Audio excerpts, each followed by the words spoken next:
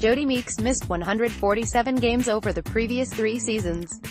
At the conclusion of a fairly healthy season this year, he got suspended for performance-enhancing drugs.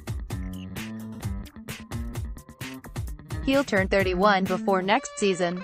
Think he'd like to lock into a $3,454,500 salary? Adrian Wojnarowski of ESPN, Jodie Meeks has picked up his option for the 2018-19 season with the Wizards, league source tells ESPN. Adrian Wojnarowski, at ESPN, June 12, 2018. Meeks will be suspended for the first 19 games of next season, costing him $596,695. The Wizards can deduct half that amount from their team salary for luxury tax calculations, which might keep Meeks from getting stretched. At this point, it's tough to rely on anything from him on the court. Kyrie Irving can give you 86 million reasons he should not sign an extension with the Boston Celtics this summer. Irving is in the same boat that both Klay Thompson and Draymond Green found themselves in. Leaks come from somewhere about how their teams want to sign them to an extension next summer. Of course the teams would. It would save them tens of millions of dollars and get star players under control earlier. The question is why a player would want to do that, and no, Irving's injury concerns do not override 86 million. Irving put it this way to Chris Forsberg of ESPN. Kyrie Irving not considering an extension. Contractually, financially, it just doesn't make any sense. Kyrie ready for the daily barrage of future question, but said focus is on 18-19 season. I'm pretty sure management and I will have a talk, but that talk won't happen now. Chris Forsberg, at Forsberg, June 12, 2018. Let me put it this way, Irving's max extension would be $102 million over 5 years.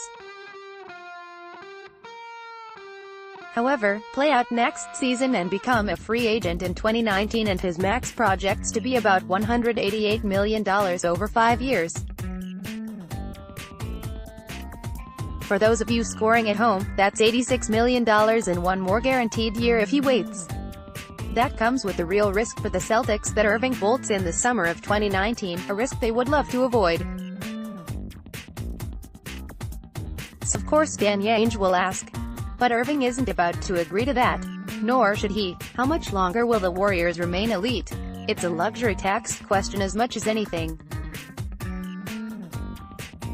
Stephen Curry unwittingly took a massive discount on his rookie scale extension, signed when his ankle injuries were more prominent.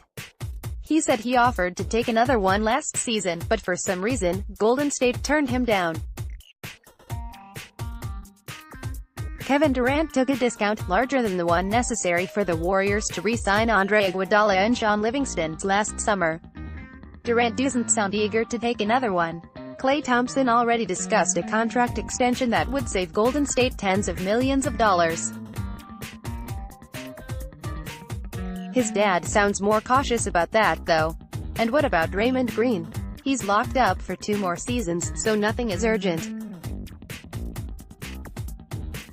But he'll be eligible this offseason for a 3-year, $72,080,137 contract extension, $24,026,712 annually. Chris Haynes of ESPN, according to league sources, Green will turn the extension down when it's offered.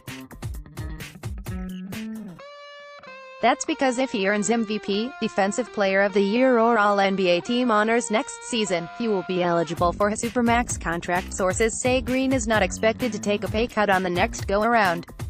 The salary cap is currently $99,093,000. It's projected to be $101 million next season and $108 million the following season. What will it be in 2020-21, when Green's new deal would kick in? Tough to forecast that far out, but I'll use an estimate of $111 million. If Green wins Defensive Player or makes an All-NBA team next season, quite plausible, considering he's arguably the NBA's best defender. He'd be eligible for a Supermax extension projected to be worth about $225 million over 5 years, about $45 million annually. Failing that, he could play out the final year of his current contract and try again to win Defensive Player of the Year or make an All-NBA team in 2019-20. If he does, he'd be eligible to re-sign with the Warriors for that exact same amount, a projected $225 million over 5 years, about $45 million annually. Even if Green completes his current contract without meeting the designated player criteria, he could re-sign with Golden State in 2020 for a projected $193 million over 5 years, about $39 million annually. Or he could sign with another team for a projected $143 million over 4 years, about $29 million annually. All those amounts tower over his largest possible contract extension this offseason. However, Green will be 30 when his current contract expires. Teams, including the Warriors, might not rush to max him out at that point. Even if he becomes eligible for a supermax deal, Golden State might not deem him worth it. Still, locking into just $72,080,137 over 3 years this offseason is probably selling himself short. There's plenty of room for Green to command more than that in less than his max.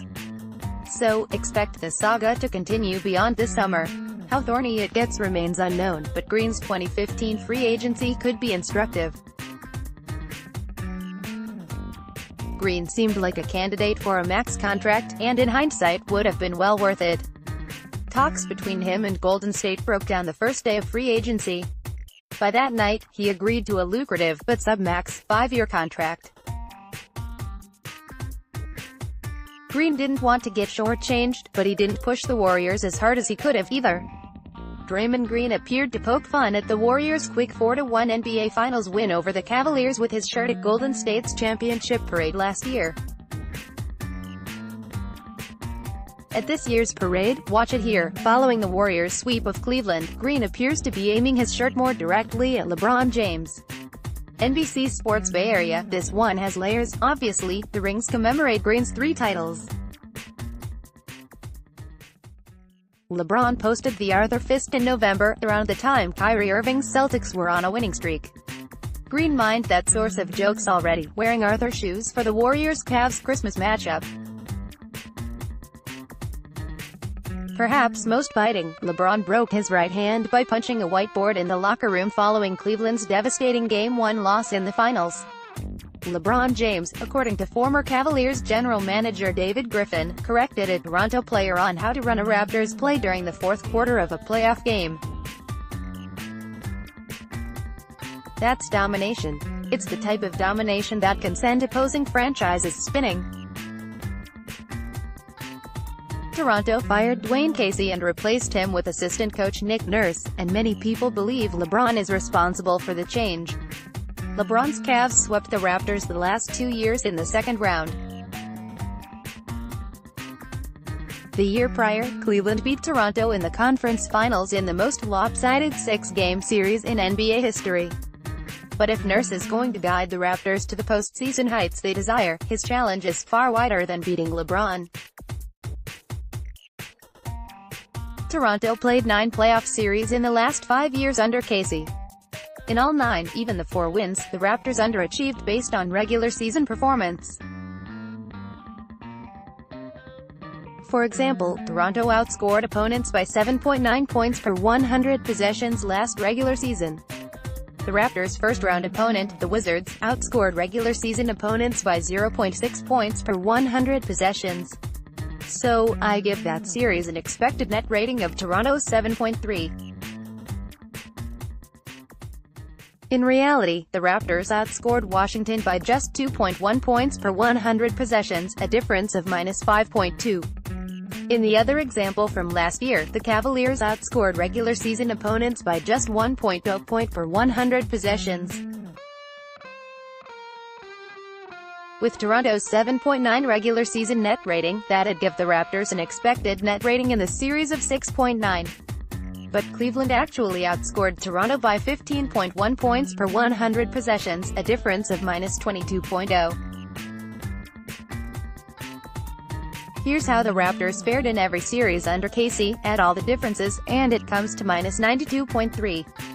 That is by far the lowest mark for a team that made the playoffs each season in a 5-year span since the NBA adopted a 16-team postseason in 1984. The Raptors' offense has stalled in the playoffs. Kyle Lowry's and DeMar DeRozan's isolations became too predictable and easy to shut down. Nurse has played a role in trying to fix those problems, and maybe an extra year and the top job will help him get Toronto over the hump. The Raptors' regular season success is commendable, but it's no longer enough for them. That's evident in Casey's firing and Nurse's ascension. The focus is already on the playoffs. Nurse can't just wait around for LeBron to leave Cleveland. The Raptors' postseason problems are much more significant than one opponent, even LeBron.